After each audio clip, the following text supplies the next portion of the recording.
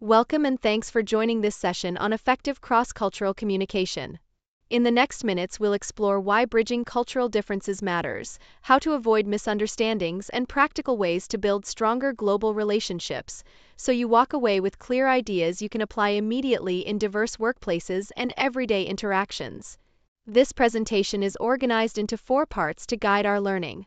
First, we'll define cross-cultural communication and its key concepts, then we'll cover essential interpersonal skills, move into practical strategies to overcome common challenges, and finish with real-world applications and case studies to illustrate how these ideas work in practice.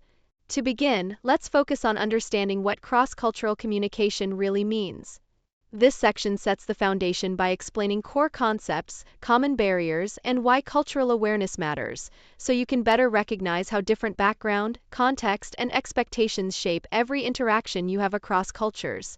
Cross-cultural communication is the exchange of ideas between people from different cultural backgrounds, and it requires sensitivity to customs, language, and values to avoid misinterpretation. In a global context, it builds trust, reduces conflict, and improves collaboration, while common barriers like stereotypes, language differences, and nonverbal misreads make awareness and adaptability essential. Culture shapes how people communicate, and frameworks like Hofstede's dimensions help explain differences in power distance, individualism, and uncertainty avoidance. Another useful contrast is high context versus low context cultures, where implicit understanding replaces explicit detail, and these differences affect everything from message clarity to trust and decision-making across teams. Now we move into the second section, where we explore the core skills that make cross-cultural communication effective. These are practical interpersonal habits, awareness, listening, and adaptability that you can practice and improve, and they're what turn theory into everyday success when working with diverse colleagues and clients.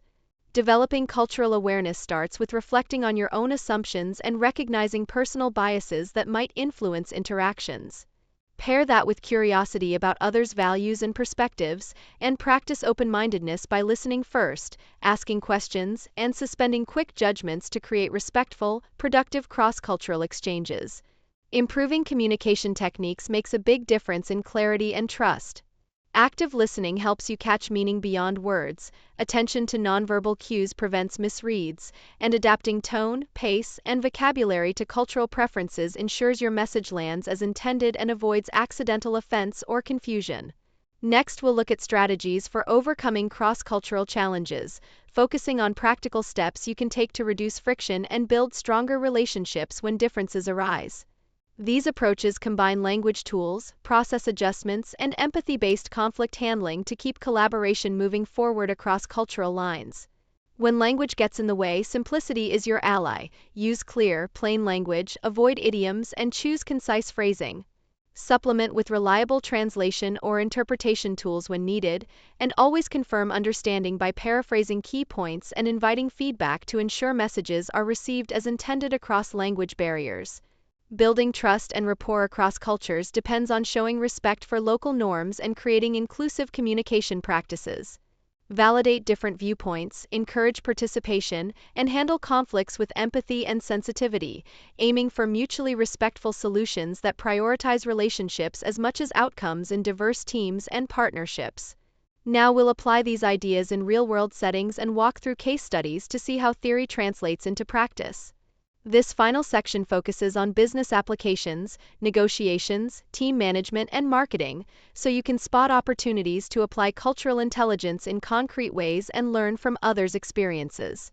In business contexts, successful cross-cultural communication supports better negotiations by aligning on values and decision styles, strengthens multicultural teams by clarifying expectations and conflict strategies, and improves marketing by adapting messages to local cultural nuances to boost relevance, engagement, and brand trust across markets. Real-world examples teach us powerful lessons. One successful case shows how adapting a campaign to local customs increased engagement and trust, while common pitfalls, like assuming norms or skipping research, often cause avoidable misunderstandings. The takeaway is clear: research, active listening, and adaptability prevent problems and unlock better outcomes in diverse settings. Thank you for taking this tour of effective cross-cultural communication. I encourage you to practice these skills, reflect on your experiences, and experiment with the techniques we covered. With ongoing curiosity and respectful habits, you'll communicate more clearly, build stronger relationships, and achieve better results across cultures.